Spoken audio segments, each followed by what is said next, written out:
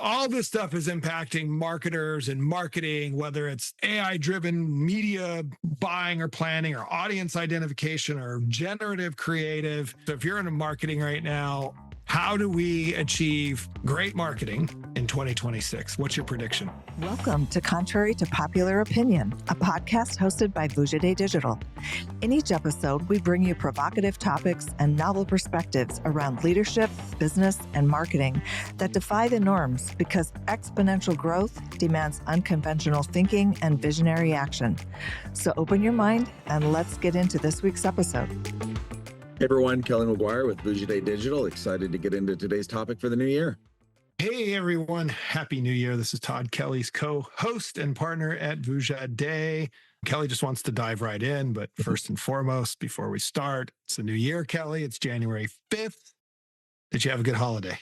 I did. It was quieter than they usually have been in the past, which was nice. Because we did not have any consumer electronics clients to run massive holiday shopping promo deals or major fitness New Year, new you. Yeah, or a fitness client. So yeah, it was a little bit more quiet. All right. Well, what we were both talking about today is what do we think is going to happen this year, 2026, from a agency and marketing and advertising perspective? What are our predictions? And so you and I chicken scratched out some things. I'm gonna restate those predictions to you to get your opinion. And if you opine on anything that I disagree with, I'm going to share that as well. Or even if I agree, maybe I'll have something I'm sure there'll be some counterpoints. We'll see. All right, 2026. I wonder if this is the year. Remember when we started saying the year of mobile? Oh yeah, for like 10 years. Yeah. Remember it took, I think I ended up really like focusing on that. I think it was 7 years that we were saying, this is going to be the year of mobile. And there was a year of virtual reality, the year of, we all know that we're in the year of AI now. That's the whole thing now. Well, so that's what I'm going to say. So is it fair? Can I go on the record and say that is 2026 the first year that we say this is the year of AI, or was that 2025? It's going to blend multiple years into it. I think we're already into it, but yeah, I think you'll start to hear nonstop, and that'll be going on for a while. I'm going to say for the record that I think 2025, everybody was starting to dip their toes in it, start to adopt it, start to work with it. But I'm going to say that 2026 is the year that people are going to say they've fully operationalized it. And so that makes this the beginning of the year of AI for marketing and advertising institutions. All right. With that, one of the things that you and I have been hyper focused on is AI. And is it hype? Is it real? You know, what's sort of the maturity state of it? And what have you read? What are you hearing? Brands, companies, agencies, where are they at with their AI? Do you think they're ready? Do you think they are completely just underestimating what it's going to take? Are they being fooled? What do you think about 2026 and where companies are with AI? Yeah, so my first 2026 prediction is that many brands will realize that they are nowhere near ready to utilize AI appropriately and will need to heavily invest in foundational data work. And basically by this, what I'm saying is that kind of along what you just said, this whole 2025 was a lot of people discovering and exploring AI and kind of getting started. And what I saw thematically for me was an oversimplification of what AI can do and what it's going to take to truly be as transformational as I do believe it has the potential to be. This idea of it being an easy button or it just doing everything, or it just being, I just simply pay for a tool and it works. I think a lot of people are going to sort of be bitten by the idea that it's not that simple, that like many things, it's only as good as what you put into it. And for better or for worse, AI is fundamentally driven by data and patterns and history and organization. One of the things that I've painfully learned in my journey with AI a lot over 2025 is the need for taxonomy and labeling and organization and being really specific on how the information is structured, how the data is structured, and guiding the systems to be able to appropriately look at it. If you just simply give AI something and say, I want this outcome, that's where you hear these things like hallucination and all these errors come up, is because if you just leave AI to its own devices, it can't fill in gaps really well. It can't figure things out. It takes these semantic things. And I learned a lot of this going down the rabbit hole of literally how LLMs work and fundamentally the way, and it's really interesting. But without going too far down that rabbit hole, what I think brands are going to painfully learn is that in order to get what they want and not be misled, there's a lot of work that needs to be done in collecting historical information, organizing that information, organizing it into systems, labeling it, having the structures, building out all of the thinking and the techniques and the guide rails and the parameters on focusing AI into the outcomes that they want, which is a lot of that training and a lot of that knowledge base. My prediction is that so many brands are like, oh, I invested in this thing, or I hired these people and I did these things, and it's just going to be this amazing thing, are going to be fundamentally disappointed in what they get early on and realize that there's a lot more lift and a lot more that's going to be required before those, what I'll call magical promises that everyone's getting so excited about, will come anywhere near to fruition and truth. Yeah, but isn't there AI that can just do it for me? No, there definitely is not. Oh, there's not. I can't just press the easy button and all that infrastructure stuff that you said needs to be structured. There's not AI to just do that part. There's AI to help with these things, definitely. But that's the problem, is it's a help. It's a not do it for you. Again, one of the painful lessons that I myself have learned is no matter how specific, and we all know how long-winded that I can definitely be in certain things, no matter how guardrailed, anticipatory, everything I can try and put in, everything still comes with iteration, refinement, and growth in every single thing that I put through. And so again, AI is amazing at supplementing and building these things and making it easier and faster. But I am yet to come across almost any AI that literally just does it for you without any of a lot of that thing. And most of the time is preparing. It's almost like the idea of, I'm trying to think of an analogy of like cooking an amazing meal, right? Like you can ultimately have this system like the crock potter, if you will, right? You throw it all in and it does the cooking. But in order for that to work, you still have to go get the ingredients, lay them all out, redo a recipe, make sure it's all in there. Once it goes into the crock pot, great, the cooking's done. I don't have to sit there and do the cooking. And that's amazing. But there's so much that goes into that, having an amazing meal or the worst thing you ever had going into it if it's not done right. So as a side note, before we get into our next prediction, how many hours do you think you personally have spent in the last 90 days teaching, exploring, crafting, iterating, exploring, learning? Like, just think about everything you've been doing from an AI standpoint, building GPTs, all the stuff you and I have been. How many hours do you think you've personally put in that goes completely unaccounted for as a value add of knowledge, institutional knowledge that we're developing as a company for our clients' benefit? I think there's two parts to that. I think there's a percentage of my normal working time that has been dedicated towards that.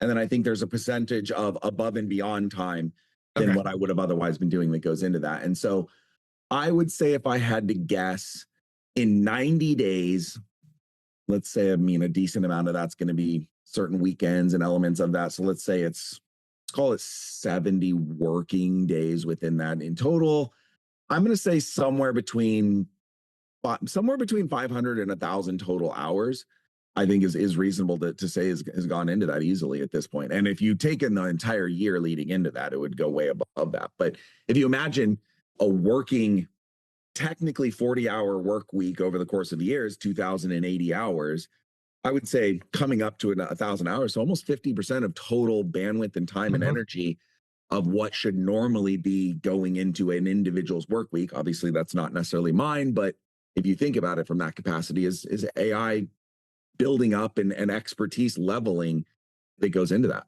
Well, that's why I'm asking the question, because I think a lot of companies, people, what have you, believe that AI is sort of this easy button that's going to streamline and make everything more efficient. I don't think anybody's accounting necessarily, except for those people who are really diving into it like we are, how much time, energy, and effort we have to put in to learn and upskill and develop the knowledge base and the capabilities around these tool sets. And nobody's paying for that. We just have to make that own human sort of sweat equity investment in the knowledge and the upskill demand and need in order to just be able to turn it into something usable and valuable that will help a business out. Well, that's the way we've chosen to use it, right? There is another route that I do think gets used where instead of it taking 1,000 hours, like I just talked about, there is a world where it could have saved me a couple hundred hours, and I could have just banked those and gone and done hobbies and done other things if I wanted to. There are ways in which it can be done. I just see the power of it being used for enhancement versus savings. And again, that's a whole argument we've had dozens of times now. Next prediction, brands getting burned, learning some hard lessons that are already starting to over rely on AI platforms, specifically in media buying, media planning, strategy. Do you think there's brands out there already making mistakes because they're over relying on these tools? Yeah, so I would boil this down into the claim. And before I make this claim, I will give the caveat that this is not 100% universal. I'm saying that more than not, the majority, not the everything, but my claim for 2026 in predictions is that AI will make a lot of marketing worse, not better, at least in the next year. And that is based on the idea that, kind of dovetailing off of the conversation we just had, which is what I am most fearful of when it comes to AI running paid media campaigns is, as much as it can improve and learn things if it's done right, it can amplify and accelerate wrong decisions just as quickly. And it can be sort of an echo chamber of learning. So if you're not feeding it the right information, if you're misguiding it in any way, it builds upon itself, and it's an exponential worsening of these outcomes in a vacuum. And when you start to remove people who can catch those things and you rely on those outcomes, yeah, I think it can make things a lot worse.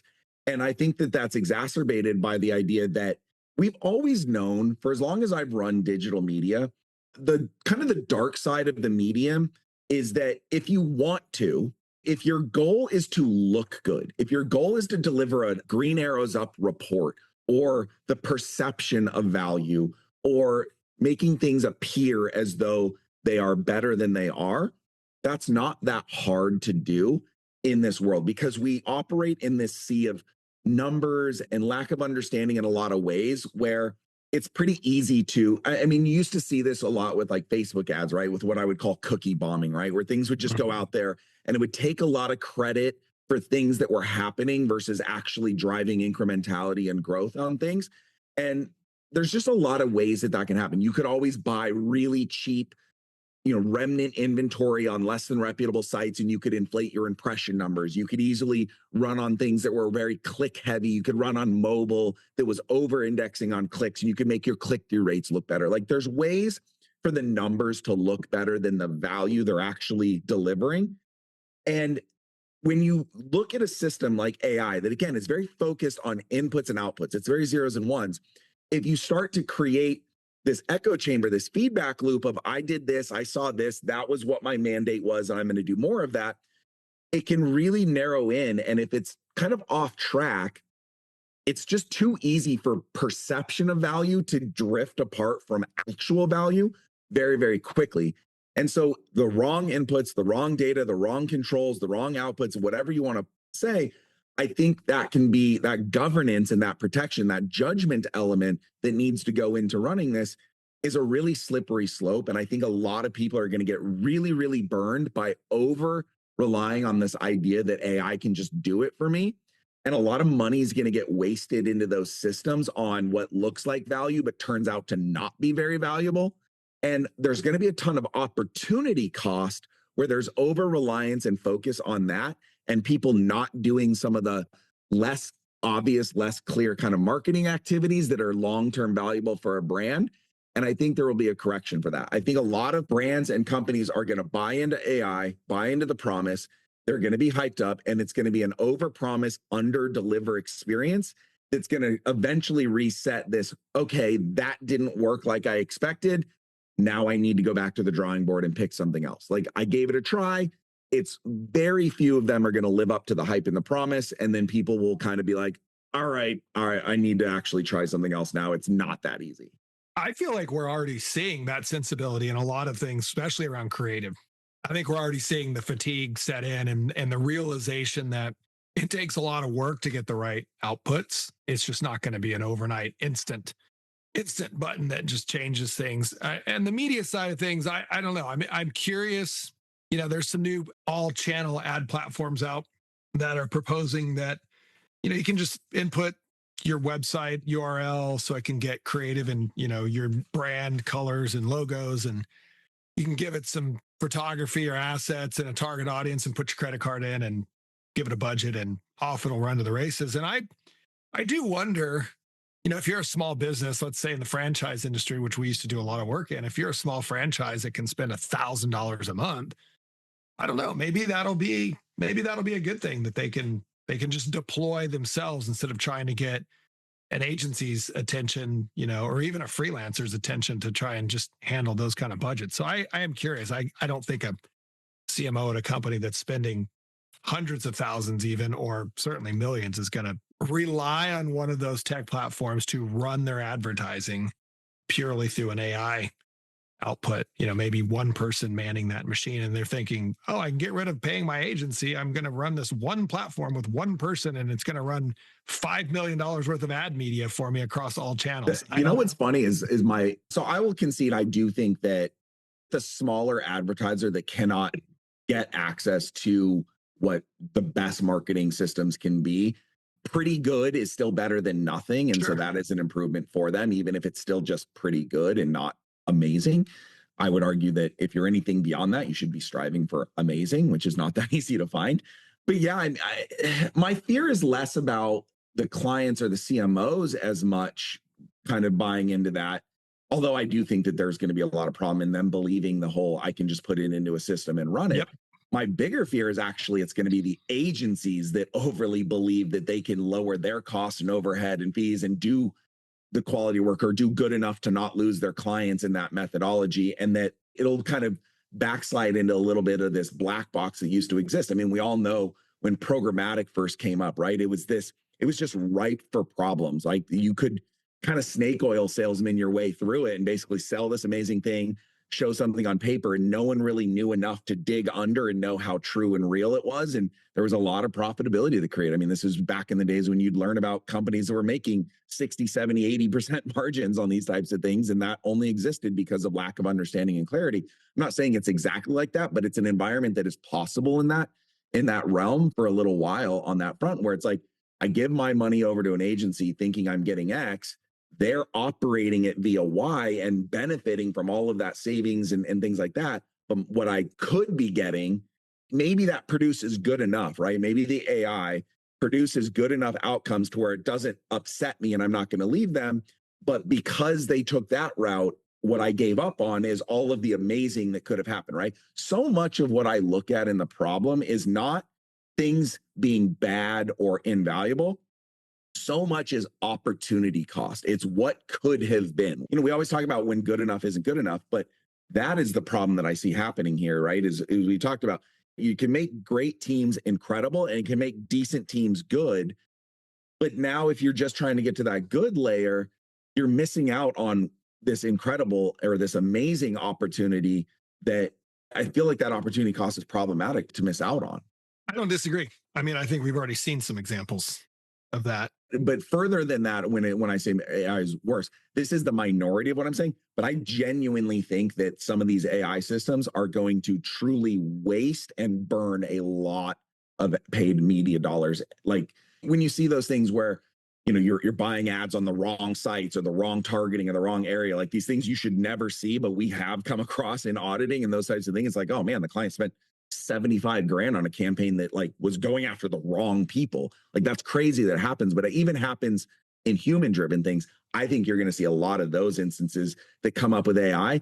And unfortunately, I think what's going to happen is when that happens, the person responsible, I don't think is, or, the agency or whatever's responsible for that isn't necessarily going to own up to it. They're going to find a way to bury it and hide it and put it in there. And the client's going to have a bunch of wasted money that is like, oh, we had a down month because the marketing's got pressure on it, when it's actually, no, we like wasted a bunch of money and we had to bury it in there. And now we're explaining it away. I do think there's going to be way too much of that for a while.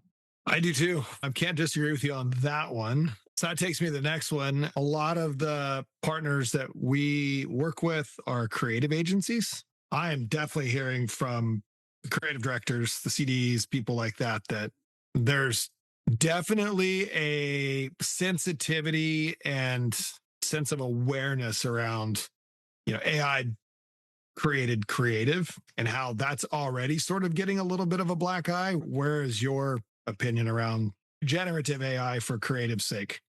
Yeah. So one of the phrases that became really popular in 2025 is this: creative is the new targeting. And this is based on the systems reading and saying, rather than you saying who you want your ad to be served to, build creative that audience will care about and respond to. And then the systems will go find the people that respond, and then they will optimize on the data. That's the idea: is don't pick who you want to show to, build something that's who will care about it. And then that lets the system find it.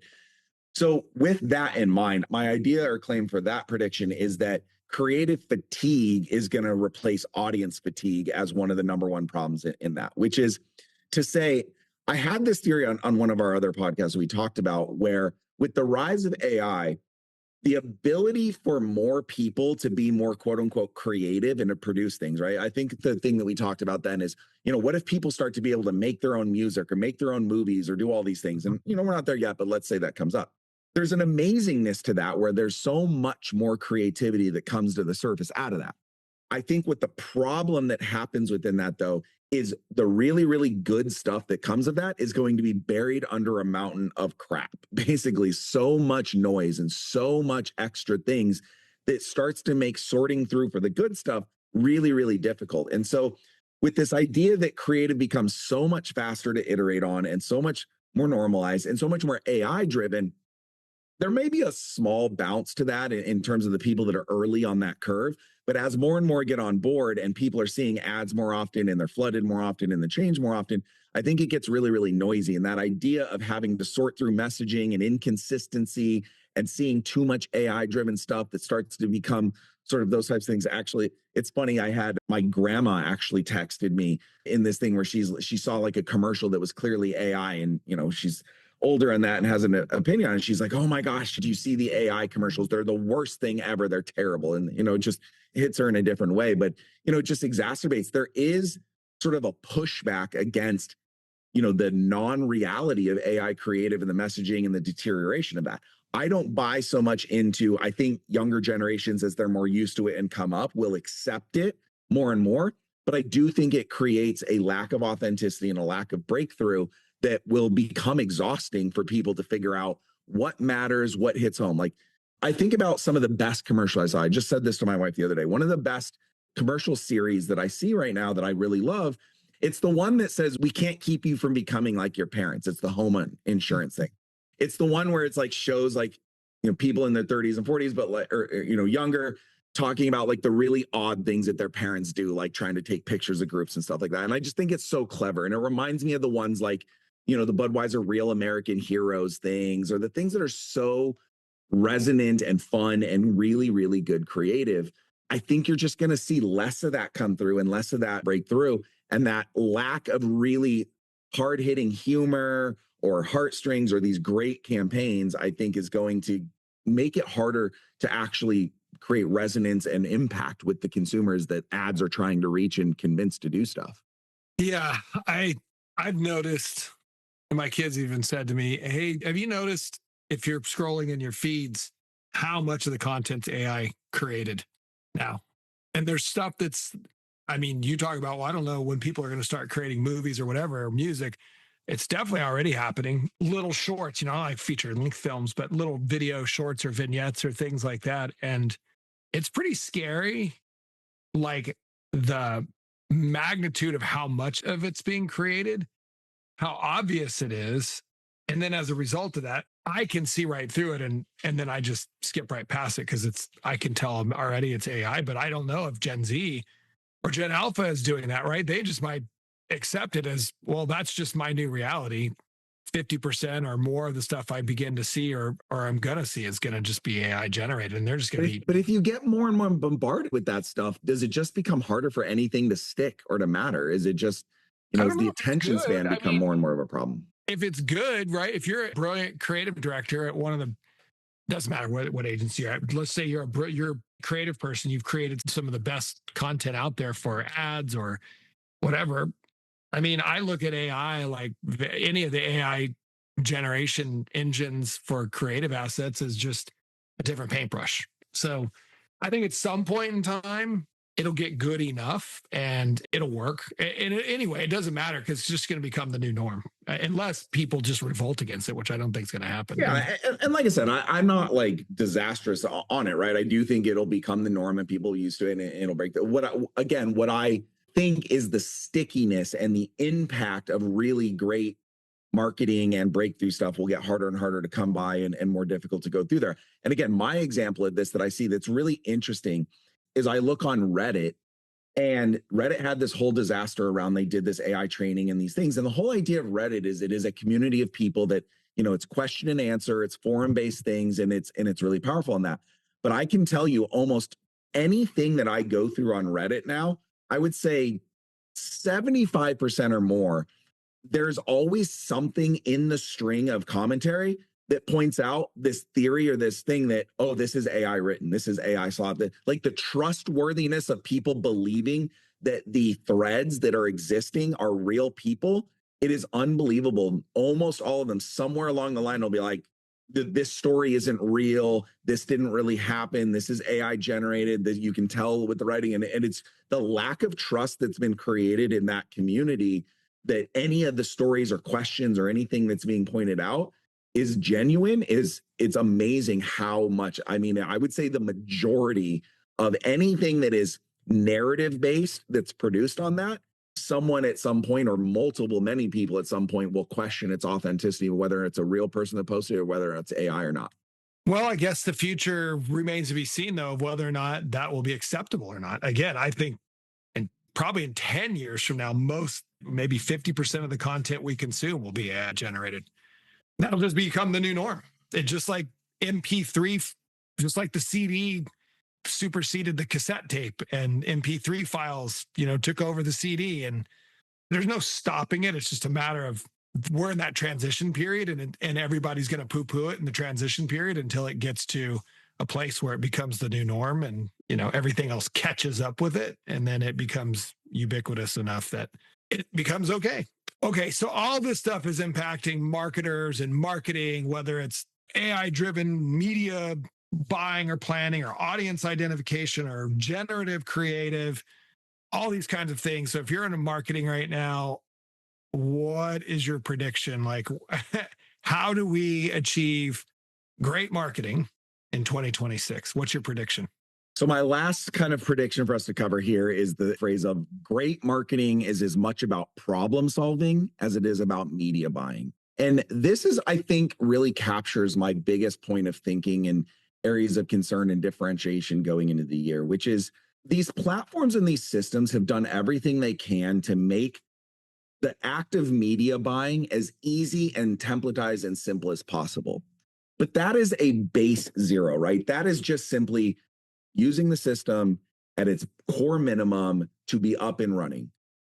From there, there's a spectrum of value and opportunity and effectiveness that comes in. And the promise of AI is that it can help you do that, right? It can help you pick tasks, pick creatives, all that. And I think it can do a lot of that. It can enhance that. But this all only works in a perfect vacuum. If you pick the right ad and you serve it out and things go well and the data is going well, it will work. But very few things go that way. Even when we work with very sophisticated clients, they generally have a lot of problems that are unique to their situation. Their messaging is hard to nail on. They have competitors. They don't have the big enough budget to break through. They have pricing challenges. They have all of the legal, what they can claim, all these types of things. These are all problems that Again, an AI isn't going to solve on its own, right? An AI is just going to take a set of instructions and it's going to fill in the blanks and it's going to give guidance and it's going to execute and it's going to streamline. But that problem solving element is looking at the big picture and seeing the blank spots and filling in the gaps and figuring out how to solve for, I don't have my attribution data right here. How do I get it right? I don't have my CRM system built out to capture all the right information to give it the most powerful. How do I solve that? I don't have the right nurture system in place to pick up the site traffic that I'm paying to drive and make sure I'm generating the best outcomes out of it. There's all these components that go into great marketing, right? Media buying is sort of the fuel that brings it in, right? It is the amplifier of the message. It is the ability to have that couple of seconds of conversation with the person that you want to hear what you're saying. But there's so many other things that go into whether or not that works, right? What am I saying? What's the message vehicle? Where am I driving that traffic? How am I following up? How am I even knowing if the right person that I'm speaking to wants what I have to sell? What are my competitors doing, right? And so for me, so much of the marketing is being able to look at the big picture. And this is generally wrapped up under a phrase of strategy, right? Strategy is the thinking and the identification of it. The next layer to that is problem solving, because a good strategy is going to look at a lot of things that are not done or ready or working right. And so then the next layer is the strategy knows what a perfect outcome looks like. How do I problem solve the probably very many things that are not ideally set up, all the way to possibly totally broken? And how do I fix them, or how do I improve them, or how do I get them in place? And so much of the work is the problem solving that leads into, when I make those media buying decisions, how do I make sure I'm maximizing the value out of it? And then that allows you to go with, how do I scale? How do I grow? What are my points of diminishing returns? How much could I spend? All those types of things. Don't get me wrong, media buying is very sophisticated as well, and it can be, but just the act of media buying, it's just one cog in a big machine, whereas problem solving most often is the most valuable thing that you can hire someone to do on your behalf. If you don't know marketing that well, or you don't have the time or the bandwidth to look at so many moving parts in a constant changing environment, what you should be paying people to do is to be looking on your behalf to find gaps, to offer solutions, to stress test problem solves and say, we could do this. Maybe it is an AI solution. Maybe it's a, hey, you guys are not able to iterate on creative fast enough. And so this AI can take a blueprint and it can do it. Maybe that is a solution. Or maybe it's analyzing data, or maybe it's filling in a CRM, or maybe it's looking at mixed media modeling. But again, AI is not just going to figure all of those things out, right? It is problem solving is what needs to happen to get to the state of what is the best environment I can spend my money in to get the best results. Okay, so the new name of our company is Problem Solving. Will be that for 2026. I mean, personally, I think that's what we strive to. And when we talk about doing the very best is problem solving is the most valuable thing that we do. It's neck and neck with investing money, but still. I would agree. We're ultimately trying to solve a problem, which is, how do we get consumers to buy more stuff, more of our client stuff? I'm going to close with, I'm going to just say for the record that I think 2026 will be the year everybody sort of postures that AI is in full swing and fully functional and fully deployed. And I think a lot of people are going to say that and claim that and maybe pretend that. And I think a lot of what you've predicted here today is probably what's actually going to happen in more realities than not. So we'll be here to help people with that if they need help with AI and implementations and understanding of it, because not only have you spent 1,000 hours doing it in the last 90 days, I've probably spent 1,000 hours along with the rest of our team. So we're heads down, and I'm excited about some of the stuff that we're ideating to build using AI. So this is going to be I think a very hands-on construction zone year for us and maybe a lot of others out there. So